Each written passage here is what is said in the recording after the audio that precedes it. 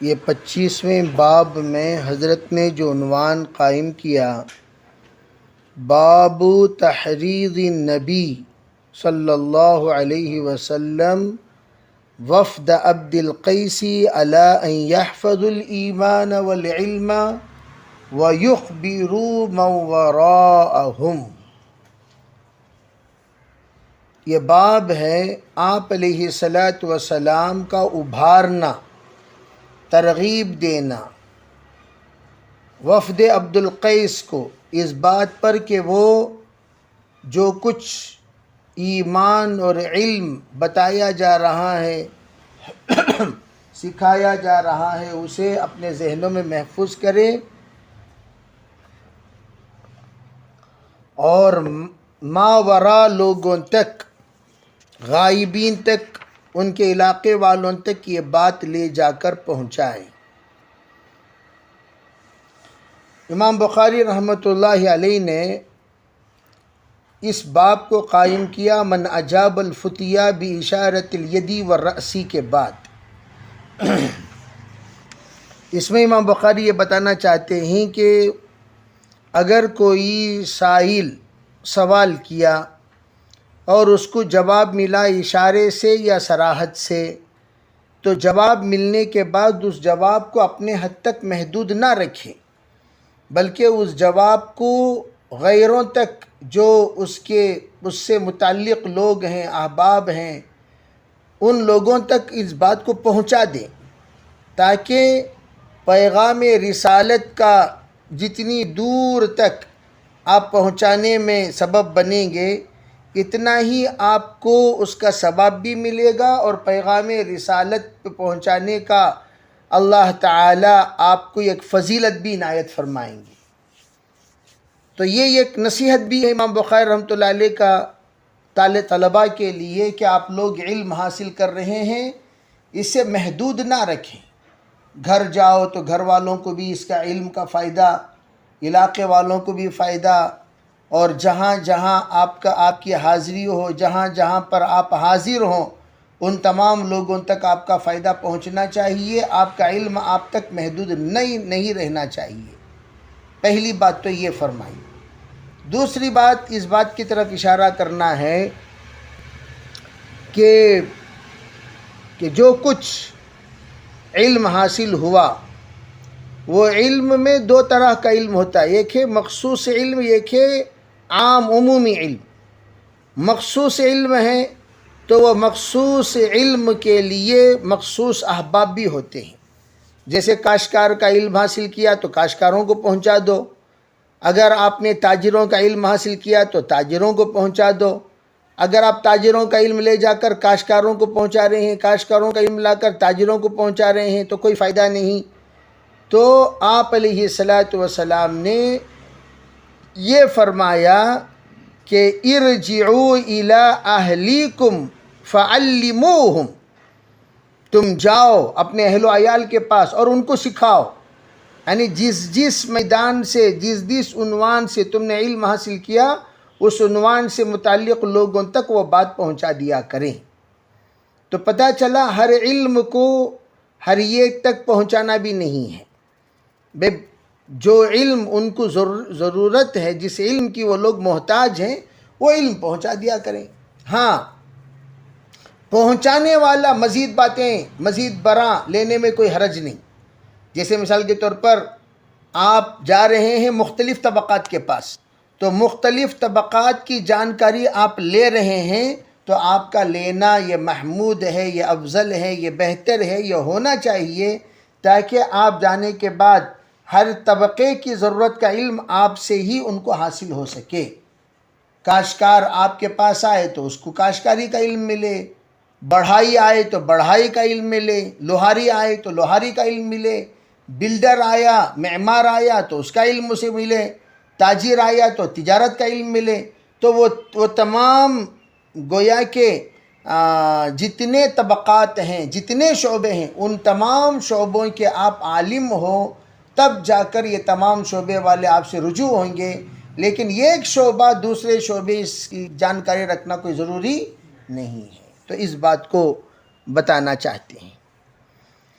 اس لیے وہ روایت جو عبد قیس والی جو پہلے گزری ہے اسی روایت کو امام بخاری رحمۃ اللہ علیہ لاتے ہیں، جو 53 والی روایت ہے اسی کو امام بخاری رحمۃ اللہ علیہ نے 87 والے نمبر پر بھی وہی روایت لائے، تاکہ یہ بتانے کے لیے دیکھیے یہاں آپ علیہ الصلاۃ والسلام نے اقامت الصلاۃ، ایتاء الزکوٰۃ اور صوم رمضان اس کا آپ علیہ السلام نے ان کو حکم دیا، ان کو ترغیب دی، اور آپ نے یہ بھی فرمایا جائیے جا کر آپ اس بات کو پہنچا دیجئے۔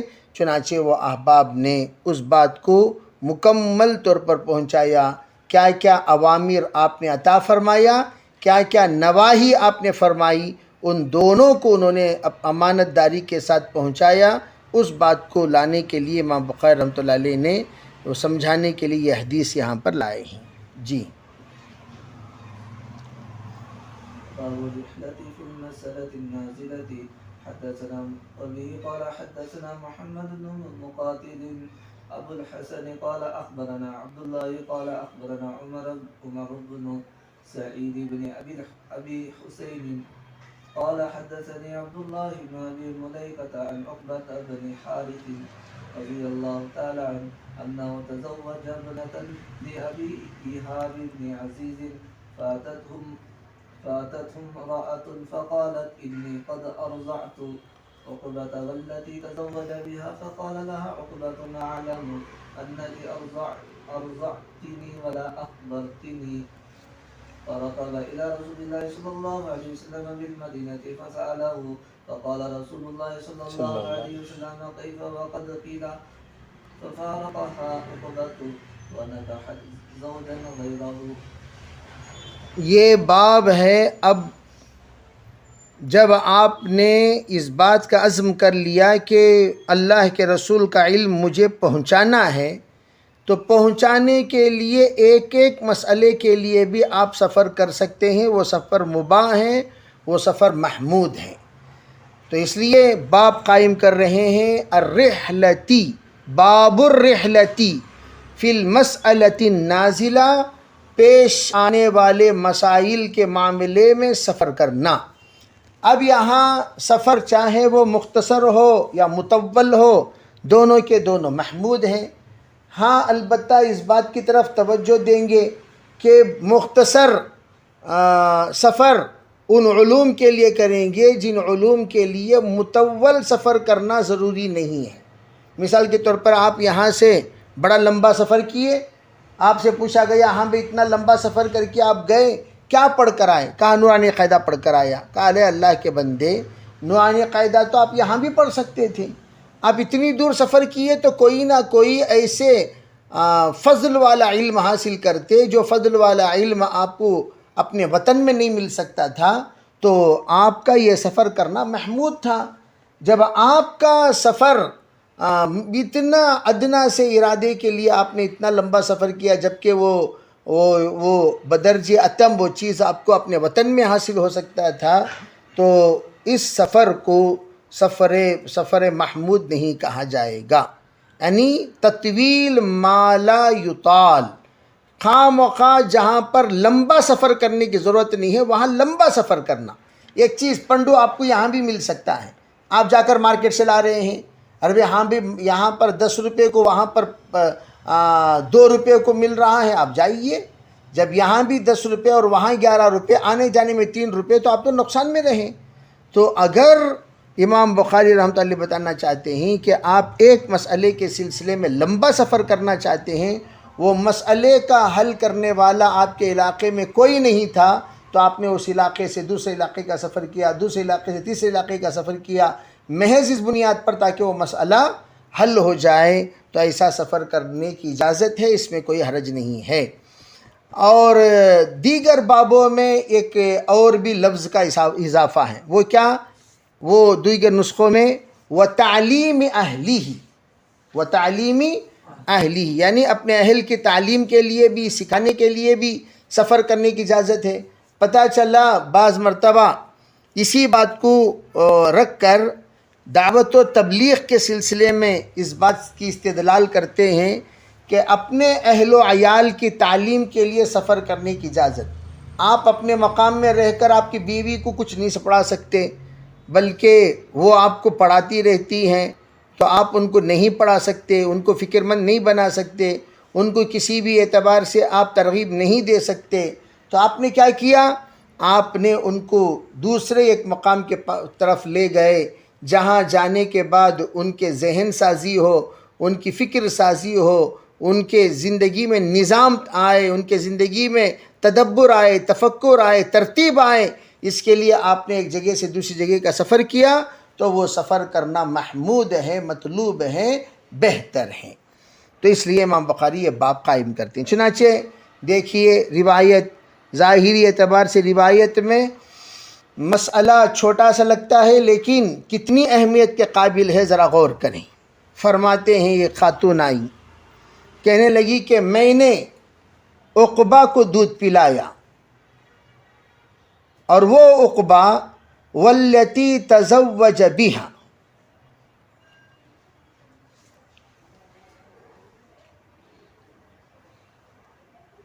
عقبہ کو دودھ پلایا، اور وہ کون ہے؟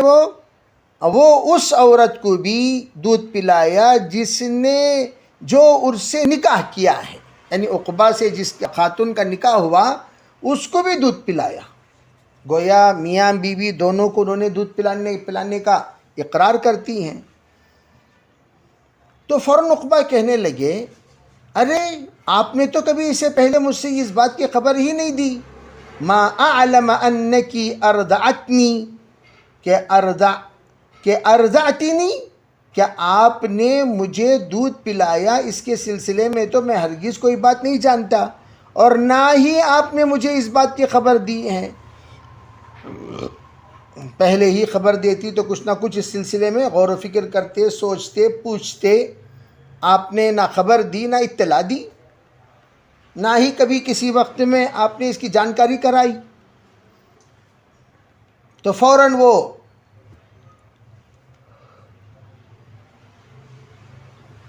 سوار ہوئے اور مکے سے لے کر مدینہ منورہ پہنچے۔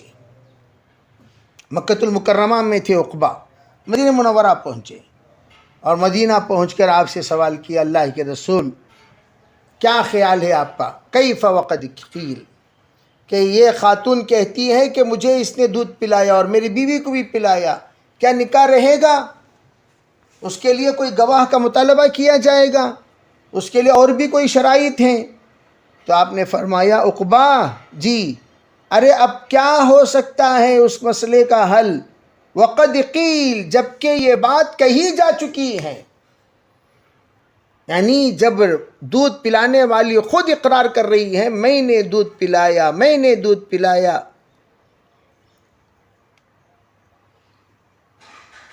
جو ہی انہوں نے اقرار کیا، فوراً تم دونوں آپس میں حرام ہو گئے، رضائی بھائی بہن ہو گئے۔ اگر یہ بات نہ کہتی تو کچھ اور کہا جاتا، لیکن یہ بات کہی جا چکی ہے، یہ بات سنی جا چکی ہے، اور یہ بات پورے زور کے ساتھ اقرار کیا جا چکا ہے، اس لیے اب اس سلسلے میں کچھ بھی نہیں کیا جا سکتا۔ وقد قیل، پھر ففارقها عقبۃ، حضرت عقبہ ان سے جدا ہو گئے، ونکحت زوجا غیرہ، پھر دوسرے خاتون سے ان کا نکاح ہوا۔ یہ باب حضرت امام بخاری رحمۃ اللہ علیہ قائم فرما کر یہ بتانا چاہتے ہیں کہ مسئلہ اگر سنگین ہے